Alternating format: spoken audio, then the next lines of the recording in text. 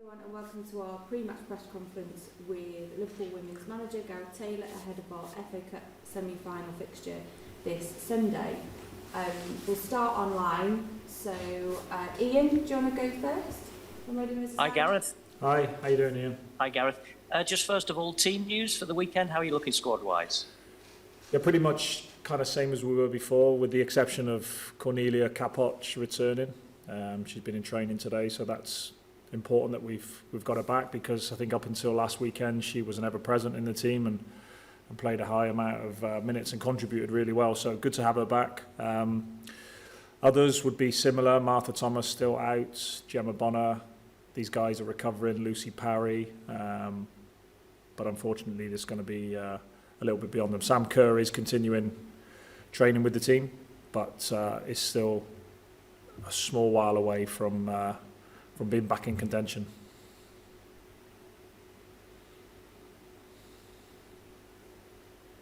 Just going back to, I know it was an agonising defeat last time out against City, but in a way, you know, the fact that you competed so well against them, how much, confidence, despite the result, can it give you going into a big game like this? Yeah, I think what it showed was that we've made really good progressions this season with the squad, with the team, and the way we want to be able to compete and put teams under pressure. I think that, speaking to some of the City people afterwards, they found it a really tough game, and that's what we wanted. And on another day, we had more than enough opportunities to take something from the game. So, definitely things for us to work on. But I think the way we attacked the game in the opening part was complete contrast to West Ham, which is what we really wanted to do. And like I say, on another day we could have taken 3 points, but we didn't. We need to close those games out better, particularly against those top teams, because they're always likely to be able to score in any moment. So I think it was good progress for us. I think the signs are really good. I think that players really gave everything in that performance, and I think that's something we have to do at the weekend. And on top of that, show our quality. It promises to be a tight one, Gareth, doesn't it? I mean, the two league games, if they're anything to go by, 2 draws, what's going to make the difference this time? Seeing the game out. So the first game we should have seen it out. I think it was 90 minutes plus before Kavaji equalises. The game away was quite tight. It was quite an evenly balanced game. We had some opportunities, they had some opportunities. Whether those are anything to go off, I'm not too sure. I think what it is, like I've said previously, both teams want to possess the ball. Both teams want to try and play with an identity, which I think we've done, and also they've done. Their results recently have been really strong. I think that you can see that at the moment they're in a good scene. We're hoping that they come out of that this weekend so that they underperform and that we really, really perform. And I think that's going to be what it takes.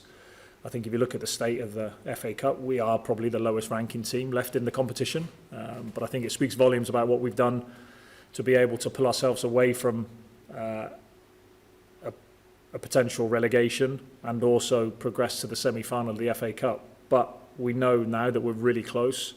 We have home advantage. We're 2 games away from lifting a trophy. And what would it mean, just finally for me, Gareth, what would it mean to you, to the girls, to the whole club actually, to get to the final, regardless of what might happen in the final, just to get to the final? What could that do in terms of your progression going forward as a club? In terms of progression, I think regardless, we'll see this as a real positive, whether we're successful or not. I think that putting all your eggs in one basket and depending on progressing or not and winning a game is really, really hard to quantify. I think also I spoke earlier in the week about deserving things. You don't always get what you deserve. You always feel like a club like us and what we had to go through this season and the way the people and the players stood together and came through that difficult period, both on and off the pitch. It's like we're really deserving of a Wembley final, but it doesn't work that way. So, we've just got to go out and handle the performance in the right way. Regardless, it's still a really positive step for us in the right direction. And we have to go out and be us at the weekend. We have to go out and really give a good account of ourselves. And if we do that and things go our way, then we'll be really excited about going to a final. But I think that's the most important message, is just handling the occasion and making sure we play the game and not the occasion, if you like. Best of luck. Thanks, Gareth. Thank you. Emma, should come to you next with your hand up.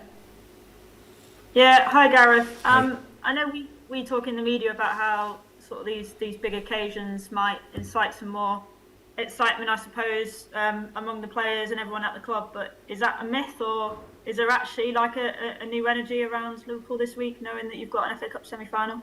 Yeah, there is. There's no denying it. I think we've spoken previously about the magic of the FA Cup, and that's the same for anyone who's associated with it. Supporters, staff, players, everyone's really excited about the FA Cup, and it's a competition that has fortunately retained its magic. I think that's never changed. It's been really well respected, and it's a fantastic competition to be involved in, and it's a fantastic competition to win.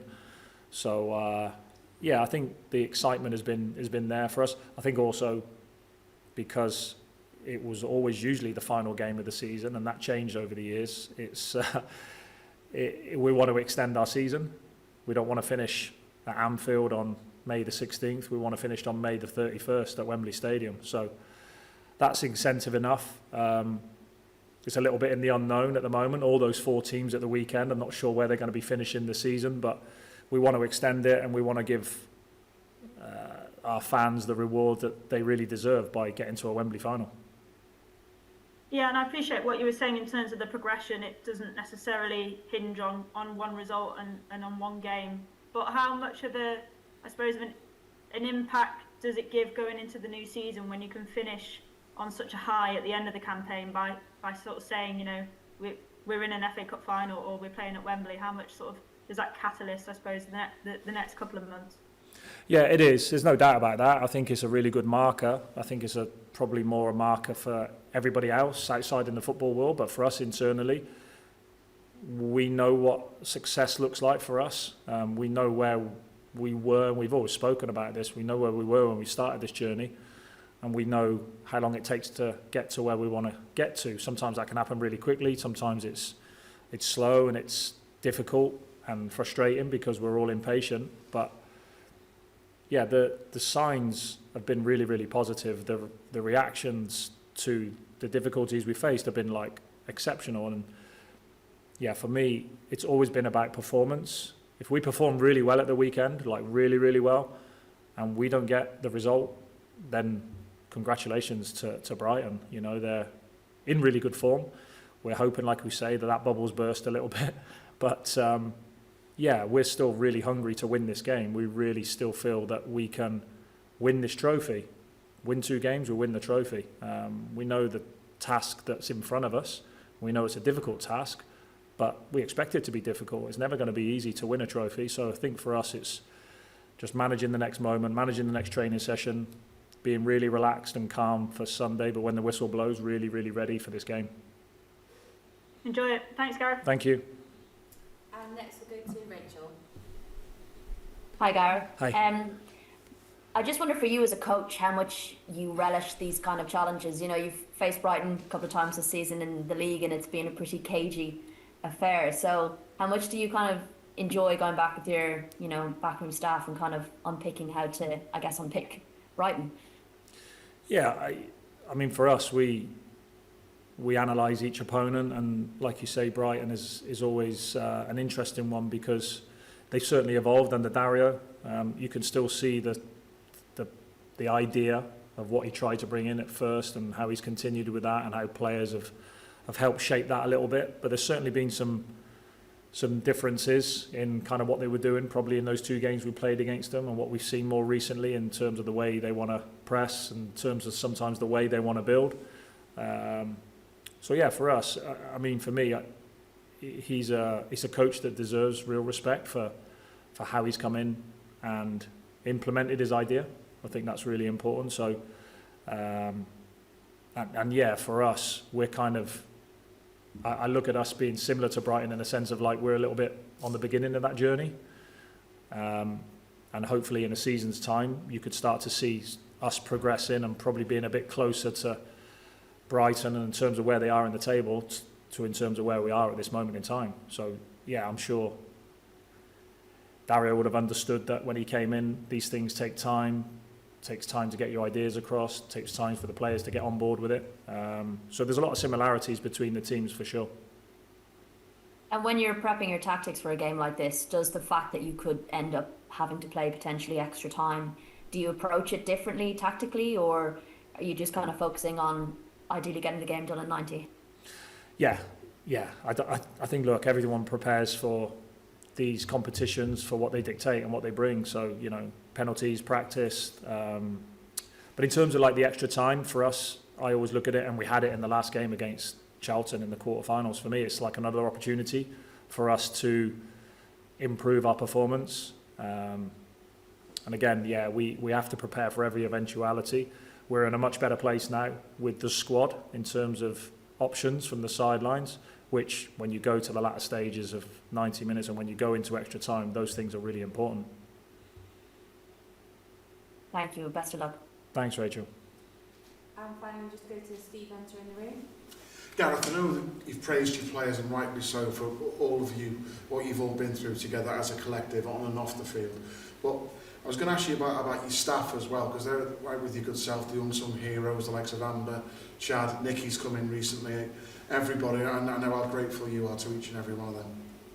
Yeah, absolutely. I think the staff here are fantastic, and when I say staff, I mean all of the people, yourselves, Joel, all of the guys who work with the team here at Melwood, Alison on reception, the catering staff, the way everybody makes you feel is why Liverpool is such a special football club. And yeah, of course, we all feel it. We all feel the good moments. We all feel the moments when we suffer, and I think that's all you can ask for. It feels that everything is really connected, and we talk a lot about connection, particularly with the players, about how we want to connect, how we want to be the best versions of ourselves in the good moments, in the difficult moments. And yeah, we've certainly had some challenges this season for sure, and you guys who've been here for a lot longer than we have probably had more than your fair share. So yeah, I think it says a lot about, because you learn a lot about people, I think more so when things are difficult, when you face difficulties, rather than everything is like plain sailing.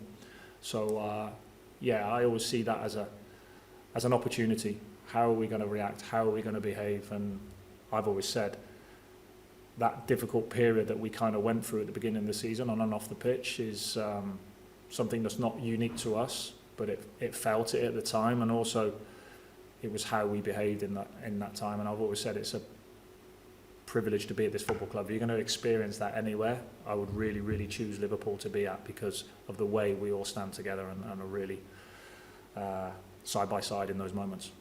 And finally for me, a little message for the fans who are going to be so massive for you on Sunday, aren't they?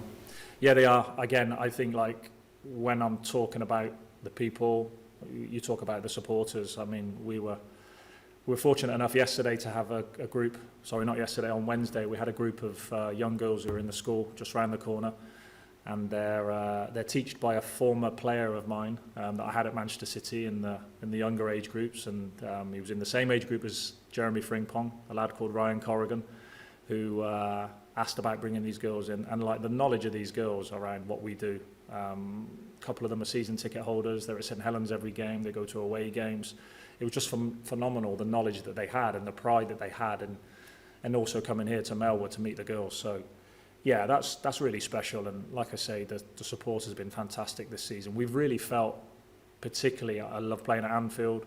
Obviously, I love our away support, but the St Helens vibe has felt like really good. And I think it's, for us, it's one final push for the season. We really hope they come in their numbers and support the team, because they've been like really crucial to everything we've done well this season. We wish you all the best for Sunday. Thanks so much, Tottenham. Cheers, Steve. Thanks everyone, that concludes our press conference, and hope you all have a great weekend.